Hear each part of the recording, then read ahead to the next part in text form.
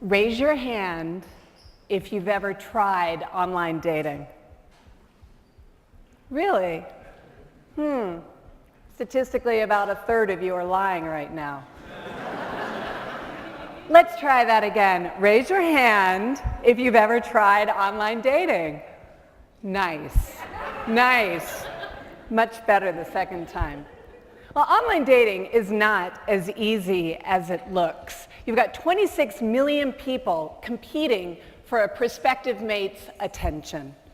And what I want to show you today is that all markets are like online dating markets. All markets, whether you're selling insurance or you're selling website design or you're selling yourself in an interview, all markets function like online dating markets because we need to be able to get people to fall in love with our ideas. And I learned this over the course of 3 years. I was studying why we become fascinated with some ideas and not others, why we become captivated by some people and not others. And I'd studied neuropsychology and biological anthropology, but what I found is that all the answers are actually right here in online dating. They're all right here in Match.com. So in order to do this little research of mine, I went online and I created an account, and I remember being kind of excited. I got a profile, I got a fake username, and I was really excited to go online and see what it was that guys had to offer when they were being their most fascinating, when they were competing against 13 million other guys for a prospective mate's attention. And here's what I got. Let's get it on. Really? So like, for example, let's take a look at this guy. Hi. 13 million guys he's competing against. Hi. And what I learned in my research is that hi is actually a pretty common profile username. I mean, an update. Because I understand, it's scary to put yourself out there, and hi is safe, and it's comfortable, and it's neutral. And the problem is that hi is the exact same as everybody else out there. So when somebody puts hi up there, when somebody puts hi, like hi guy, we'll name him Ed, when Ed puts himself out there, he may be a great catch. In fact, let's say Ed could be the perfect catch for one woman here on this dating website. But in order for him to be able to connect with her, in order for him to be able to find his true love and happily ever after, he's going to have to captivate her, at least for a few seconds. And before this can happen, Ed is going to have to overcome certain challenges that all of us have to overcome. And the first problem that Ed has is that he has competition. He has a lot of competition. Now, competition wouldn't be so difficult. Say if you're the hottest guy on a website. I mean, if you are the in any category, you can afford to be boring. If you have the biggest budget or the lowest price. But unless you are the hottest guy on the website, you probably shouldn't go with hi. Now, Ed's other problem that makes competition so difficult is that he's not the only guy there. I mean, even if you close your parameters down to Ed's age and geography and his set of preferences, he's still directly competing against 1,000 other guys in his area. But what if you could diminish that? What if you could lessen the options? What if you could make it 100 guys that he's competing against, or maybe he's just him. Maybe Match.com would just have one guy. How would that be? Well, the problem is that most of us aren't operating in a monopoly. Most of us are not a category of one. And the lesson is this: it doesn't matter how amazing a guy is in online dating if nobody knows.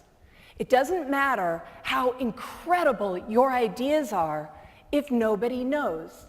It doesn't matter if you're the most brilliant blogger if nobody reads what you post. It doesn't matter if you manufacture the best cars if nobody buys them. It doesn't matter if you are the most brilliant politician if nobody votes for you.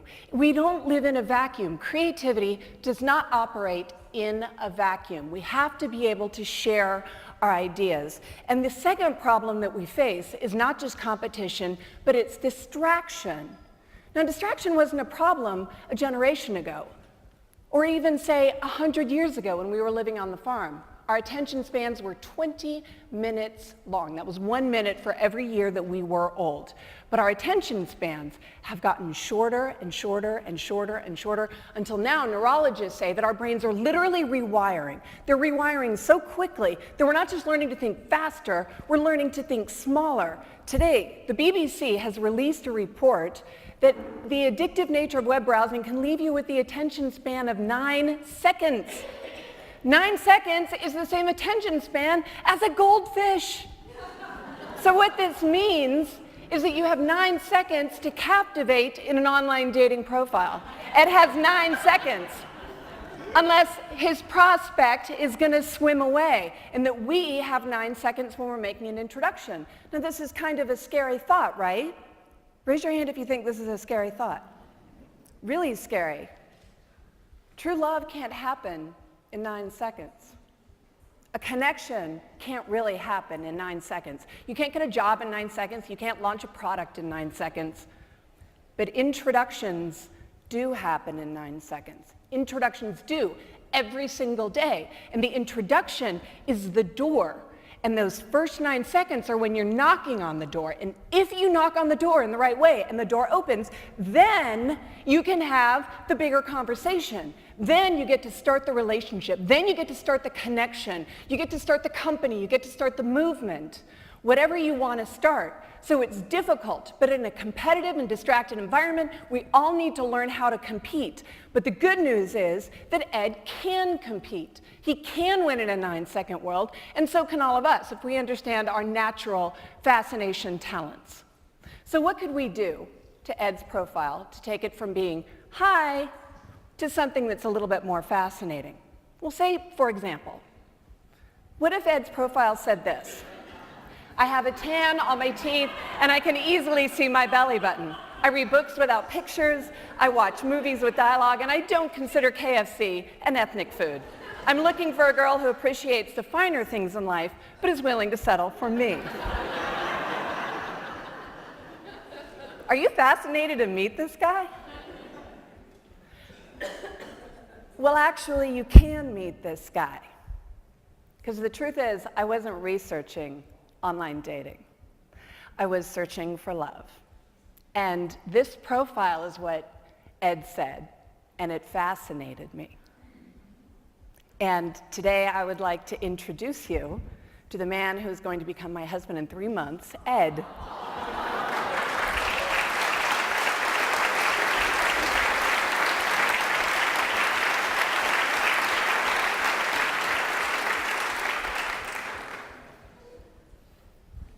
Hold on, a little verklempt.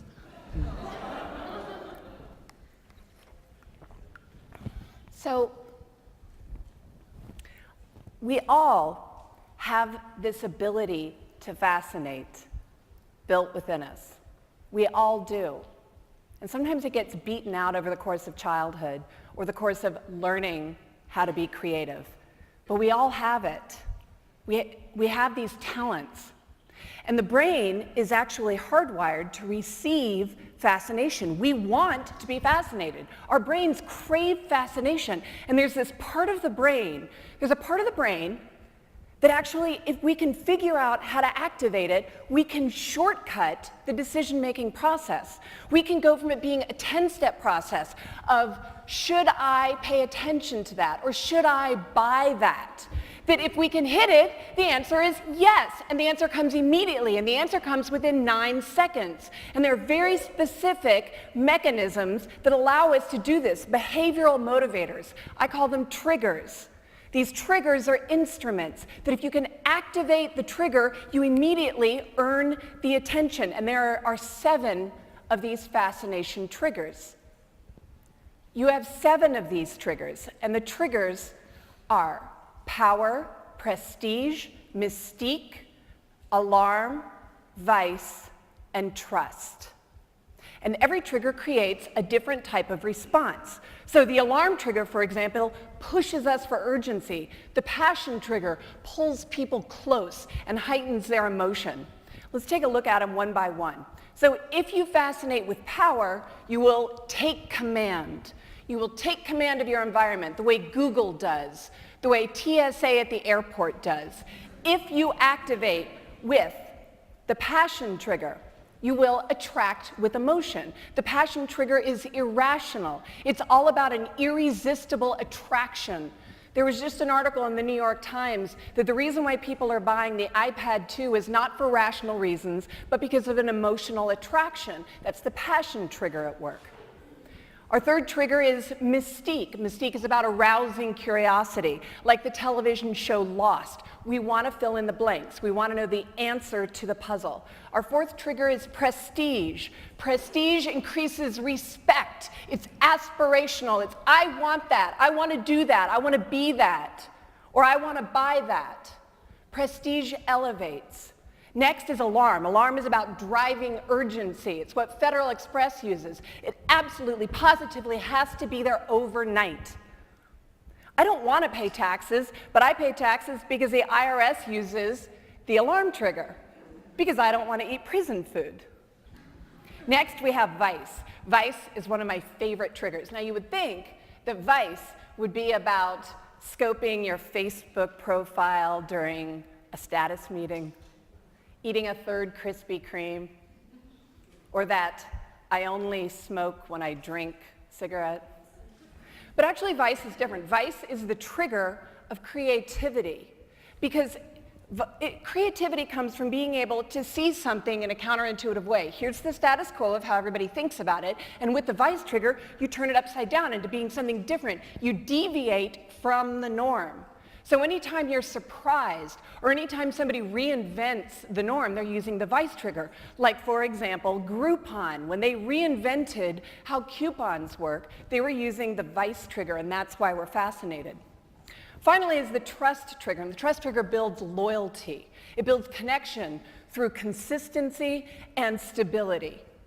The trust trigger is Boy Scouts, or Brooks Brothers, or Johnson & Johnson. I know it's not going to be different next year than it is this year. Now, brands intentionally activate all 7 of these triggers every day, but so do people, and you do it in your own personality without even realizing it. You use all 7 of these triggers every day. You use the alarm trigger when you're trying to get your kids to clean up your room. You use the passion trigger when you're pulling your friends close to you. You use the prestige trigger when you're earning respect at work. But there's one trigger that you use more than any other, and I call this your primary trigger.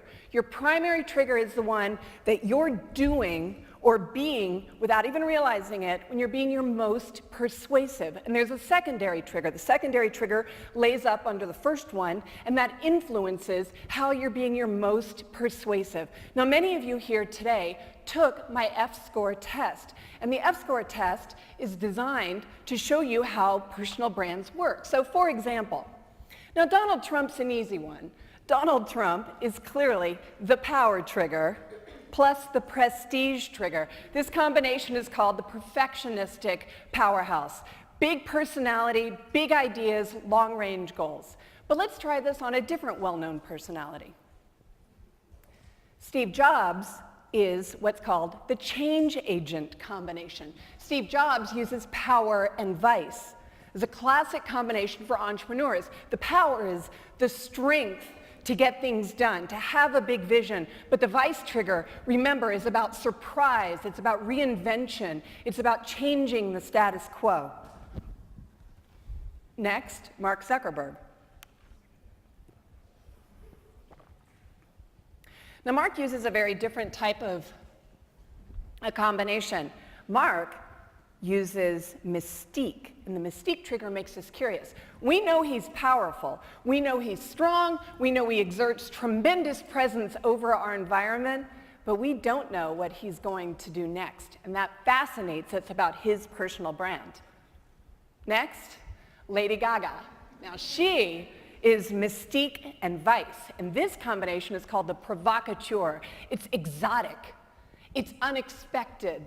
We all watch to see exactly what she's going to do next because it's surprising, which is the vice trigger, yet unpredictable, which is the mystique trigger. Seth Godin is prestige vice. This is the tastemaker combination. Very high goals, highly aspirational. It's inspirational to watch what he comes up with, but it's changing the way the game is played. He not only has high standards, but he has different standards.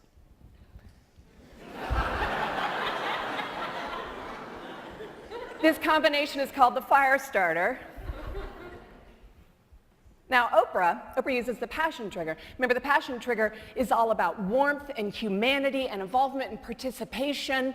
The passion trigger is the one that makes people want to be close, but the trust trigger is the one that makes them want to stay, and this is the consistent nurturer. Richard Branson has an awesome combination. It's passion plus power, and this is the intuitive visionary. It's expressive, it's emotive, it's understanding how people work. It's great at reading body communication. This kind of combination tends to be great at presentations. They tend to be incredibly likable. We want to spend time with them, but we also respect them.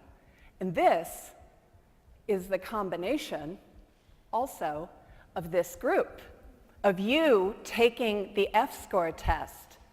Your #1 trigger was passion by a greater margin than I have ever seen from any other group. 64% of you have passion as your #1 trigger or #2 trigger. Give yourselves a round of applause.